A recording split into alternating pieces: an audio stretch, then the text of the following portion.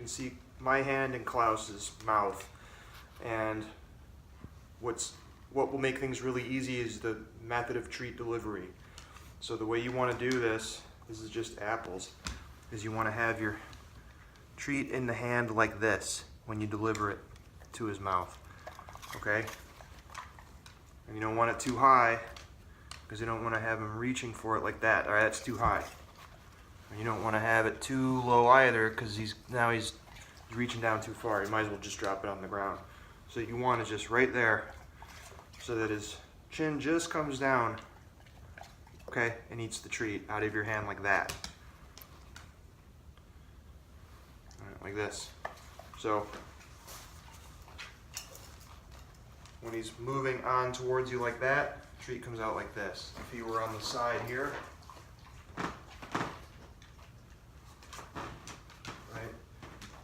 treat's like this, with my knuckles forward. The treat still sits in the hand where it was. Knuckles are forward if we're moving this way. We'll show you that again.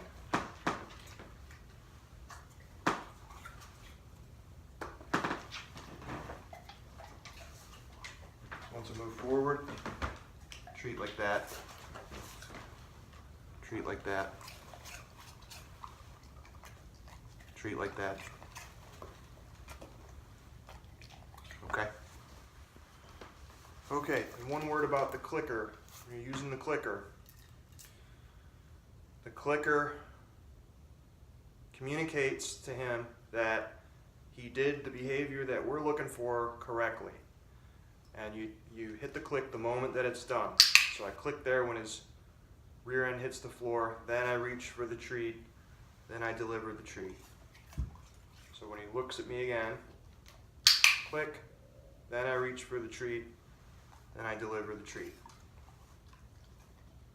Click, reach for the treat, I deliver the treat.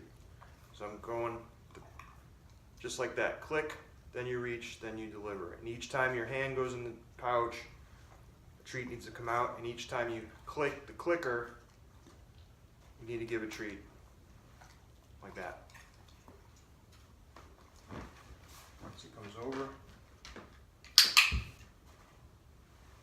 right, straight to his mouth. So I did that sequence slower just to show the order that they come in. All right, hands back to your side like this. All right, click, then to the pouch, then straight to his mouth. So this may take a few times to practice it, and that's okay. Click, straight to the pouch, straight to his mouth. Okay, so one other way you can deliver the treats, or there are a few other ways, but another way straight from your hand like this is just to have some in your hand. And if you have to go rapid fire treating, you just have them in one hand or the other, and then you can just reach straight over and give them one at a time to his mouth in the exact same fashion. So for example, if we were in a situation where he was really bouncy, he could only sit for a half a second, then I would want to be able to give treats like that. I'm sticking my hand in, so I'm just going to toss him one so that every time my hand goes in the pouch, treats come out, but I got some extra so that I can do this again.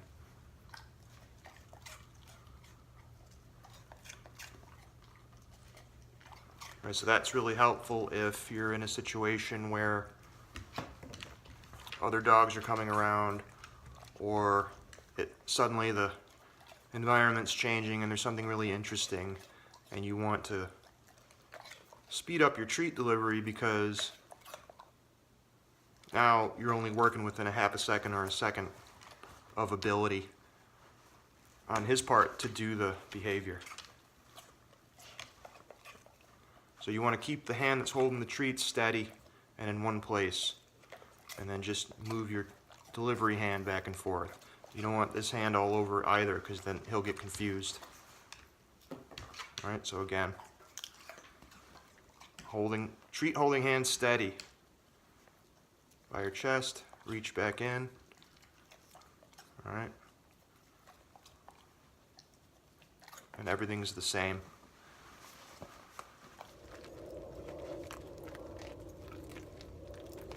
Okay, so options on treat delivery, you've got your pouch, or If you don't reach into your pouch, reach in like that. Right? You can also hold the treats up here like this. Okay?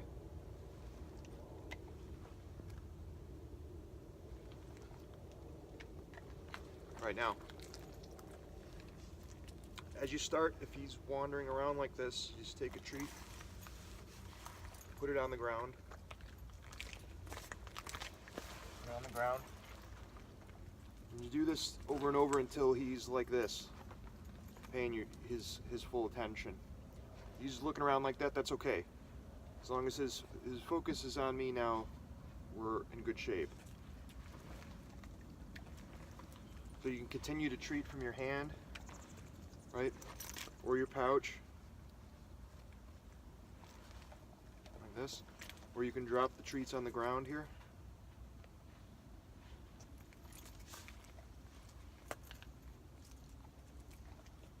Again, either from your hand, or you can go from the pouch like this.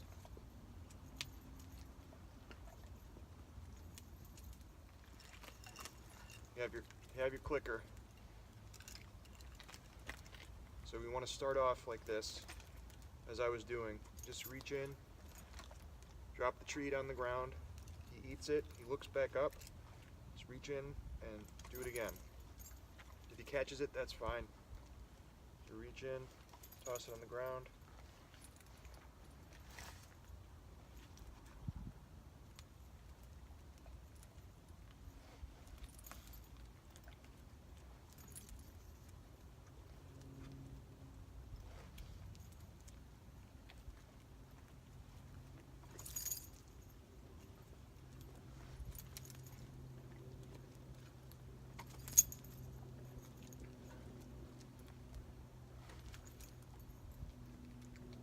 Okay.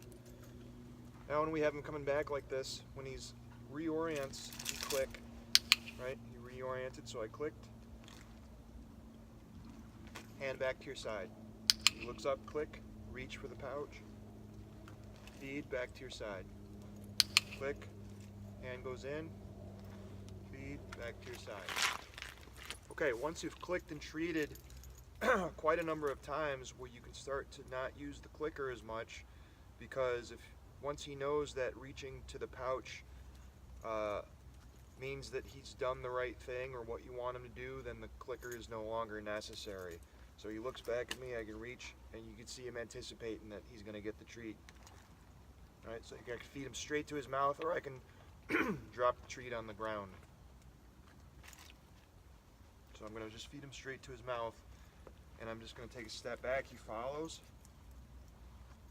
Treat to the mouth. Take a step back. He follows. Treat to the mouth. Take another step. Follows. Treat to the mouth. Change direction. He follows. Treat to the mouth. Okay. Take another step this way. He follows. Treat to the mouth. Now, when I have him following me like this really consistently, then I can start to change and walk forward. Reach in, treat to the mouth, and then my hand goes back to the leash. Then I pass the slack over to my other hand, reach in, treat to the mouth. So I can change direction like this. He starts to follow as I turn. Treat to the mouth. Come this way. Treat to the mouth. Or I can drop the treat and he gets it. If he misses it like he did just a second ago, that means he didn't see it. Just drop another treat. There you go. And then you can drop another one closer to where the first one landed that he didn't get. So this is a treat and move drill. Treat and move, meaning I reach in, get a little treat, I toss it, and I move with him when he goes for the treat. Right, move the leash, I'm going to send him this way. So I want the leash on this side, so when his head goes that way, it doesn't get wrapped around his neck like this. So flop the leash. And I've done this with him a few times, so he's anticipating where I'm going to go, which is good. That's the point of the drill. So I move the leash again on this side of him because I'm sending him this way now. Toss the treat, and I move with him. Do it again. All right, toss the treat, I move with him. So he's learning that we move together. And the leash stays slack because I'm moving along with him. I can take a step back. Combine what we did from the last exercise. Move the leash again. Now he's anticipating when the leash moves, we're going to move a different direction. So I flop it forward. If I'm going to go this way, I mind where the leash is, because his head's going to turn that way now. Right? Toss it that way and move with him.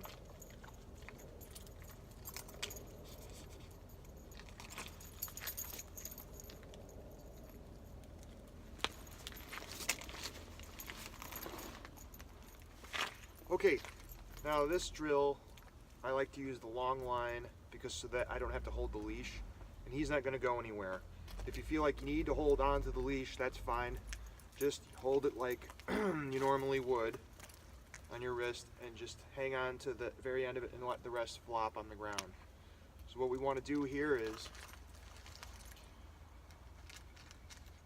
you just want to take a treat and toss it out. And he runs to find it.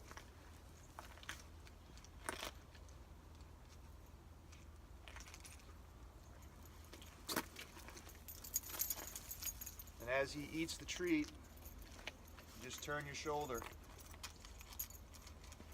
So he's eating it. And then he turns. I let the next one go. When he turns, I let the next one go.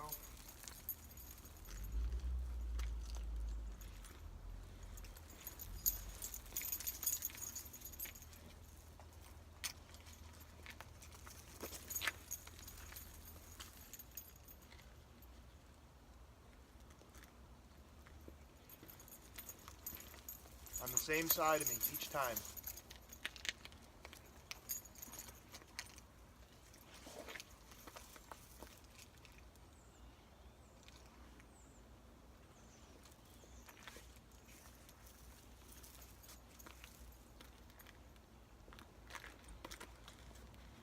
When you go to slow it down and go to walk, then he stays on the same side of you.